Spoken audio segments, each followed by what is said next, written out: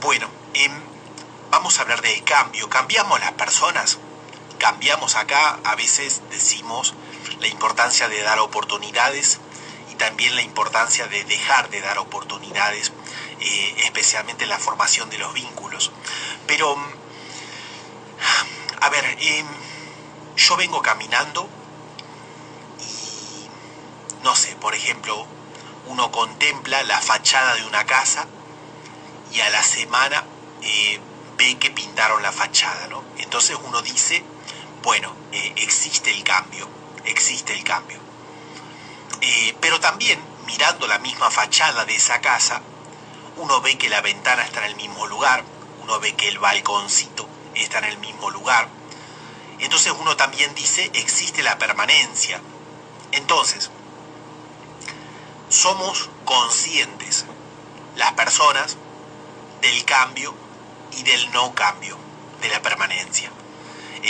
En la antigüedad, los filósofos antiguos, cuando nace la filosofía, cuando se deja de lado lo mitológico y se comienza a pensar desde la razón, buscando causas racionales de las cosas, podríamos decir que el cambio estaba representado por Heráclito y el no cambio, la permanencia, por Parménides.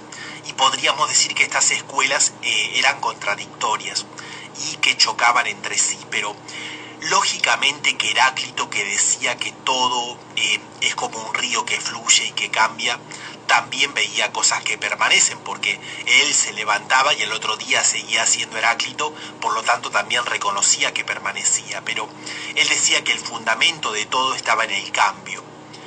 No era un loco que decía nada permanece, sino que el principio de todo estaba en el cambio. Lo mismo pasaba con Parménides, y esto a veces no se enseña cuando se enseña filosofía, y uno como joven leyendo o adolescente leyendo, dice cómo puede ser que Parménides era tan tonto de no ver que el árbol tenía hojas y ahora no tiene más hojas, porque él hablaba de la permanencia. Pero lo que hay que decir es que ellos estaban buscando principios constitutivos del cosmos. Por lo tanto, Heráclito era consciente de la permanencia y Parménides era consciente del cambio. Pero lo que decía Parménides es el principio, el arjé, la base, la raíz de todo es la permanencia. Y en ese sentido chocaban esas dos escuelas de pensamiento. Bueno, pero acá en Reflexiones estamos hablando de las personas.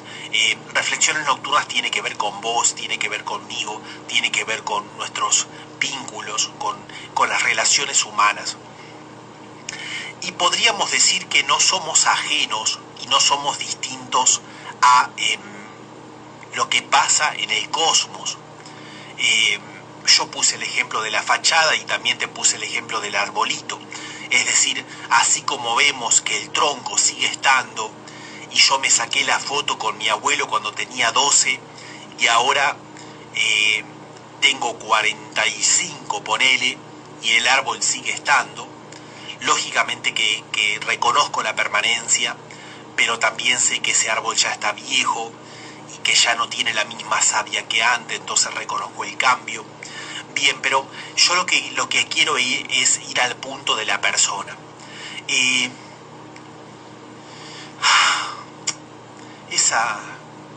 Esa persona que está al lado tuyo, ¿va a cambiar lo que querés que cambie? Yo en lo personal me pregunto, ¿voy a permanecer con lo que considero que es valioso en mí o lo voy a alterar, lo voy a cambiar? Entonces, de alguna manera, nosotros también formamos parte del cosmos, pero como somos seres espirituales y racionales y emocionales, esos cambios tienen que estar atravesados también por una ética, por una conducta. Entonces, la conclusión, querido amigo, querida amiga, la conclusión tiene que ser que tenemos que cambiar las cosas que están mal, y tenemos que permanecer en aquellas cosas que están bien. Podría cerrar el programa así, ya poner unos 6 temas de Nicki Nicole y dejar la reflexión en esto, pero la base es esa. Es decir, No somos una cosa como ese árbol, aunque es un ser vivo. No somos simplemente un objeto material. Entonces, la ética de alguna manera tiene que atravesarnos en lo personal.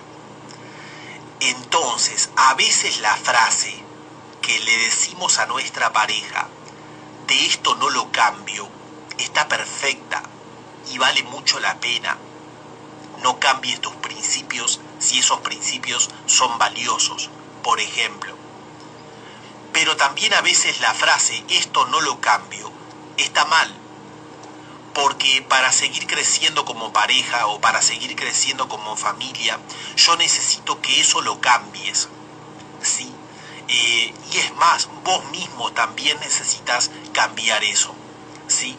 Entonces, de alguna manera, la conclusión del cambio y de la permanencia en la persona tiene que ver con la ética, tiene que ver también con la moral. Es decir, vuelvo a la conclusión, debemos cambiar las cosas para orientarnos mejor a lo que es mejor y debemos permanecer en aquellas cosas que ya son valiosas. No sé,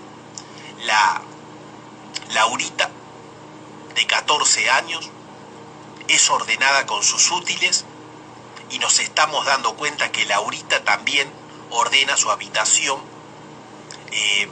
Entonces, qué mejor que fomentar eso, promover eso, valorar eso y que eso no cambie. Porque Laurita, que ahora tiene simplemente 12 o 14, cuando tenga 22, va a tener tantos textos estudiando medicina que qué bueno que sepa ordenar las fotocopias y que sepa ordenar el equipo de mate para ir a la UNOVA.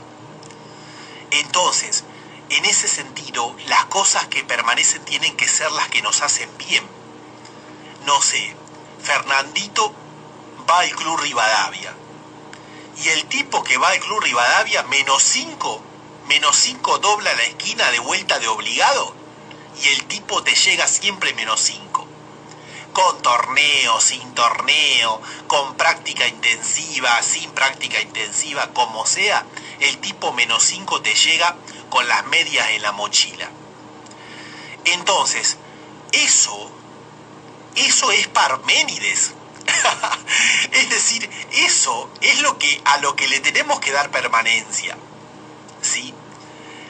Y lo que tenemos que buscar modificar es aquello que sí que daña, que sí que hace mal. Te pongo el mismo ejemplo. ¿Para qué no le vamos a llamar Fernandito? Le vamos a llamar Luca sin S, porque a mí me gusta mucho el Luca que es sin S. Con permiso del otro Lucas, ¿no? Pero el Luca me gusta, no sé por qué, Luca. Bueno, ponele que Luca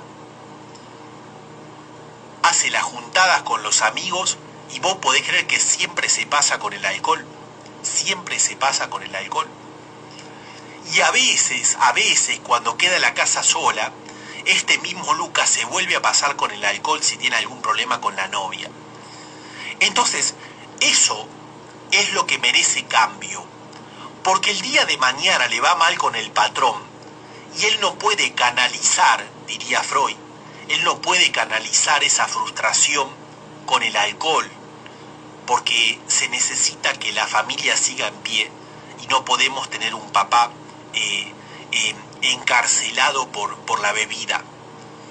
Entonces, en ese sentido, ahí tenés otro ejemplo de que lo que sí hay que cambiar son aquellas cosas que nos perjudican, que no nos hacen bien. Como la típica frase de Reflexiones Nocturnas, qué bien estamos aquí.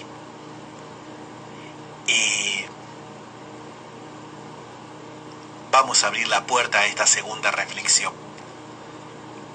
Si vos lees un poco libros de autoayuda, si vos lees algún libro de superación personal, de coaching, de motivación, hay una frase que repiten muchos estudiosos que dice así: tenemos que salir de la zona de confort. Y sí, está muy bien, pero a veces nos costó la vida llegar a esa zona de confort. A veces laburamos y transpiramos mucho la camiseta para llegar a decir qué bien que estamos aquí. Entonces tenemos que evaluar si esa zona de confort es un sillón al estilo Homero Simpson. Hay que salir de esa zona de confort, eso molesta. Pero si esa zona de confort es mi casita que la logré con esfuerzo, es mi autito que no lo voy a cambiar aunque pase de ¿cómo se le dice? Modelo. De moda. De moda. Aunque cambie el modelo o la moda. Entonces, esas cosas que logramos a veces nos dan confort y nos permiten tomarnos pausa. Porque ¿sabes qué? No todo tiene que ser ascendente. Es como la típica frase en el fútbol de que si la cosa está funcionando, no hay que hacer cambios. Entonces, de alguna manera, la zona de confort a veces fue lograda con mucho éxito y da paz, ¿sí? Esa es la aclaración que hay que hacer en esos libros, ¿sí? Porque si no uno dice, a ver, yo tengo 32 y estoy laburando, estoy ahorrando, ya hice los cimientos, ya puse un tapial adelante para poder dejar los materiales y que no se lo afane nadie. Entonces, está bien a dónde querés llegar a una zona de confort. Entonces, esa sí que vale, ¿sí?